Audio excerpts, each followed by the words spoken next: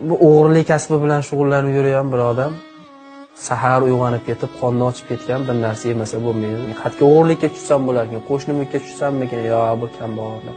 Nariginga tushsam bo'larmikin, yo bilib qolar. Subuh saharda hech kim masjidga kirmaydi, masjidga kirib, masjidda o'g'irlik qilaman deb, masjidga qarab yo'l oldi.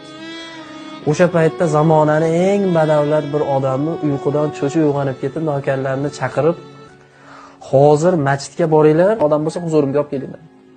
Navkarlar yugurib masjidga qarab ketishibdi. O'g'ri kirib, "Yo, bu yoqda endi ko'ryapsiz." Navkarlar kirib qoldi. "Endi ushaldim, endi rasvo bo'ldim" deb, o'g'ri qo'rqqanidan namoz boshlab yuboribdi. Qiblaga qarab namoz o'qib. Navkarlar ham haligini ko'rib, "Va, xo'jayinimiz aytgan odam shu bo'lsa kerak. Namozni o'qib olsa olib ketamiz." Ular ham orqada kutishaverib.